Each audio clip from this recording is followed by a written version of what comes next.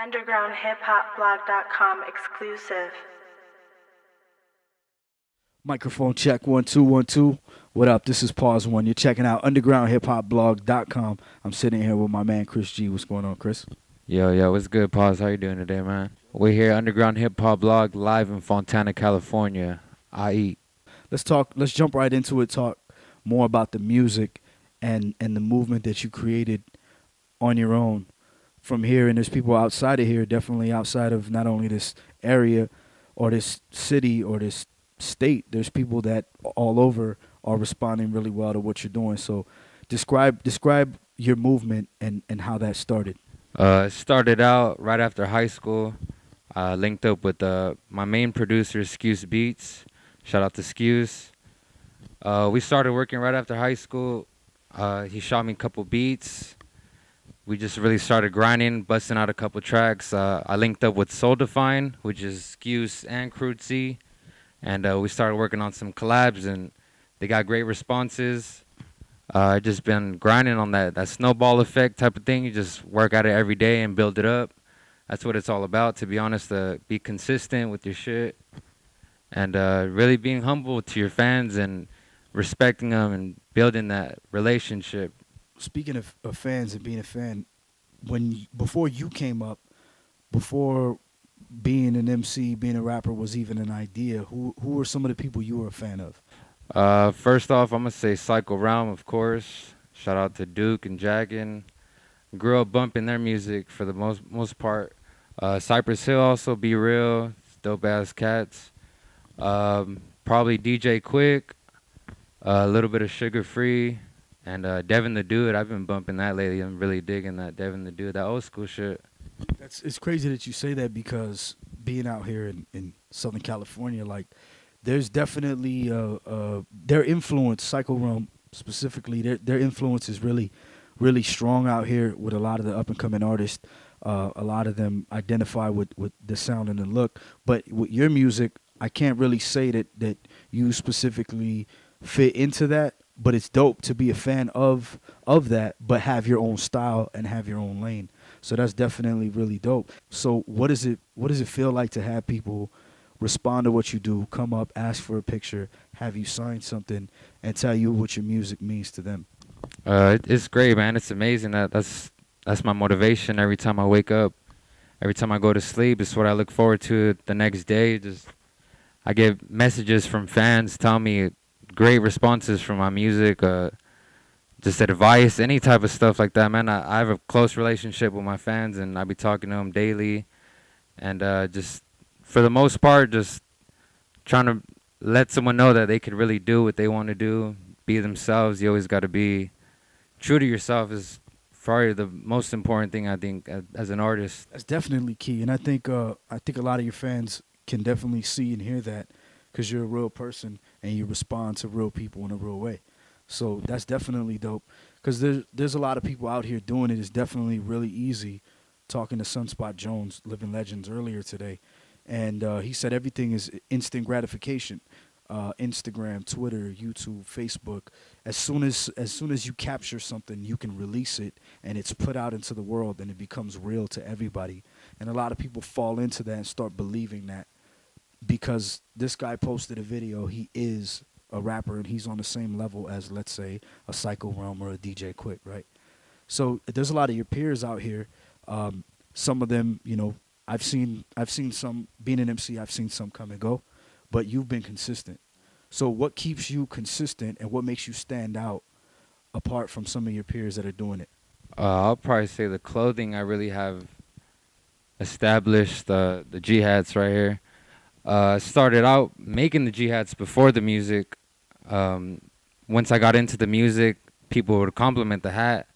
I just had an idea one day, like, fuck it, I'm going to make like 20 hats. That's what I started out with. I just flipped like $300 into like $600 type of shit, just working with what I got and my resources. And that's something I've really established as an artist. Like the clothing, I'm really into the clothing. I'm working on designs right now with my homie High Mentality. Shout out to Cody. Is my boy right there from high school. So we've been grinding on that. I've been networking with other cats and clothing, and I'm really trying to establish the clothing with my music also. Just build that both up. This is like what I have. Those are my goals right there. So outside of music, that's one thing that you're pursuing is clothing and getting things like that off the ground. And it's you told me before we started filming, you actually that was an idea before the music started to take off and really materialize. But I'm saying musically, what would you say sets you apart from some of the other people that are coming from the same areas and are in the same age bracket and have the same tools like a YouTube and an Instagram and Twitter. They have the same exact things you have, but what separates you from them? I'll probably say just my grind, the way I got things moving along. I started making music probably in 2012, right after high school. It's only been probably a year and a half, about maybe 2 years. So I was saying, as far as some of your peers, I noticed that you're definitely, if not the most humble, one of the most humble cats that are coming up within your age bracket, doing their thing with the numbers that you have and the response and fan base that you have. Like I said, some guys they come out, they get a little bit of numbers, and their head just blows up, and they carry themselves like they're gods, and they already made it, and they fall off. You know what I'm saying? Like a couple months, a new guy comes out, replaces them, and they just fall off. But I wanted to ask you, what is your definition of success as far as like where would you like to be? Where do you see yourself? I'm really trying to travel around the world. I want to establish a fan base worldwide more than I have right now. I really want to hit the UK for sure.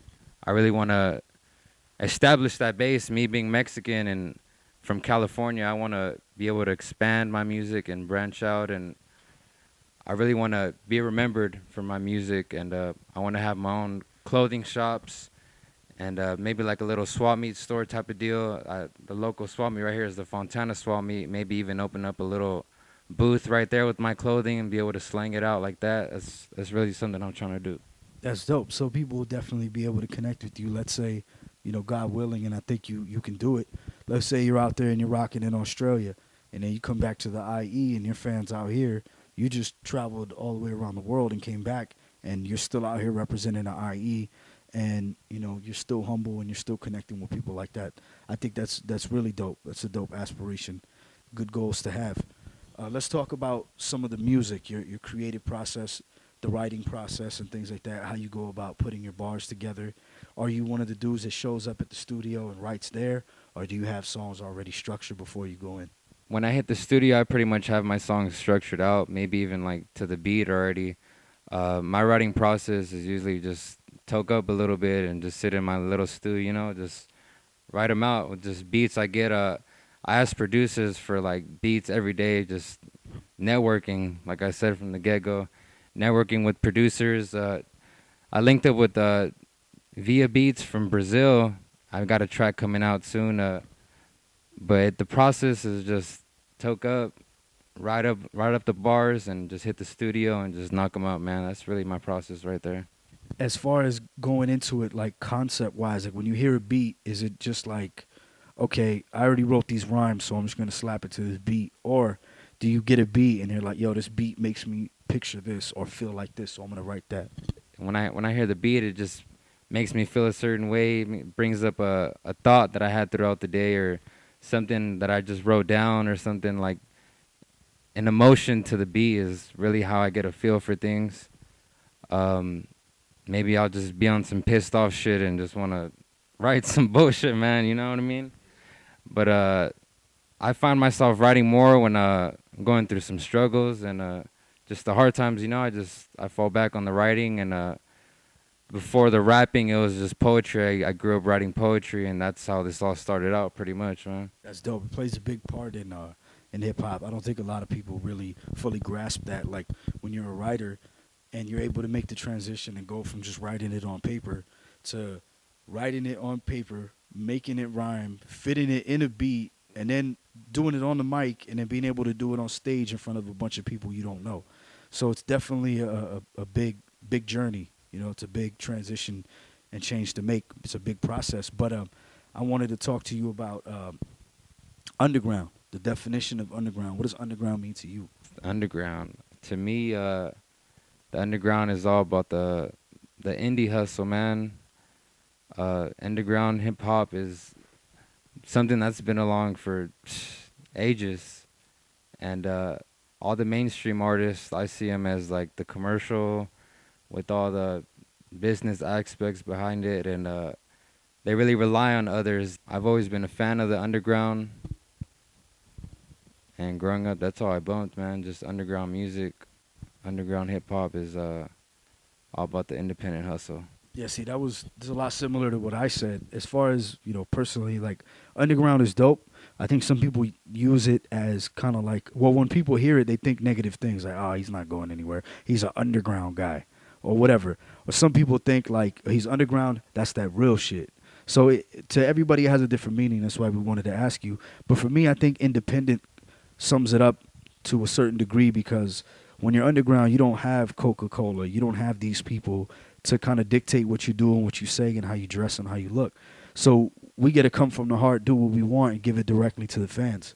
So that's a beautiful thing. Let's talk about some of the projects you got coming out in the future.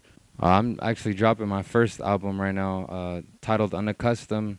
Working on the artwork right now. The tracks are pretty much all laced up already. It's probably gonna be like a cool 14 tracks on that, and I'm gonna get it officially pressed up and just really just push that. I'm gonna have it on my Big Cartel.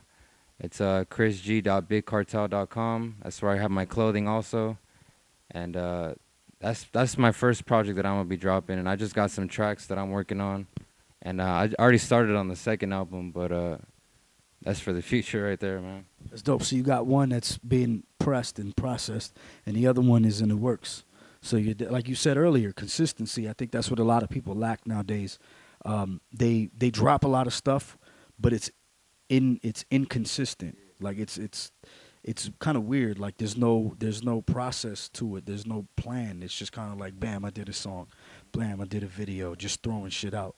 So it's good that you have a plan. It's good that you have some kind of structure to what you're doing. And I think, going back to the question I asked you earlier, that is why you're different from some of these other cats out here doing it, trying to get famous real quick, get YouTube famous or whatever, and do their thing for these girls or whatever. But I could definitely see the difference. I could hear the difference. So let these people know where they can find your music. I know you already dropped the Big Cartel link. Hit them with that again. The Twitter, the Instagram, the Facebook, everything. If they're not already in tune and following, let them know right now. Facebook is facebook.com/xchrisg, and just look me up on YouTube. I got just Chris G straight up, and SoundCloud is SoundCloud/ChrisXG also. That's right there, man. Look me up and follow me and stay tuned, man. Be a part of the grind. Shouts out to Underground Hip Hop Blog. Shouts out to all the producers I've been working with, all the clothing companies that sponsor me and that I've been working with personally for my clothing, and all the fans, most importantly, right there. Everyone believing in me, believing in the grind. This shit's all for you, and you give me something to look forward to every single day of my life, and I appreciate that shit. One love. That's what's up. Appreciate your time, bro. Good having you. My name is Pawz One. This is Chris G, and this is undergroundhiphopblog.com. Peace. Yo, what up? This is Chris G, and you're rocking with undergroundhiphopblog.com, straight from the IE, baby. All day. Undergroundhiphopblog.com exclusive.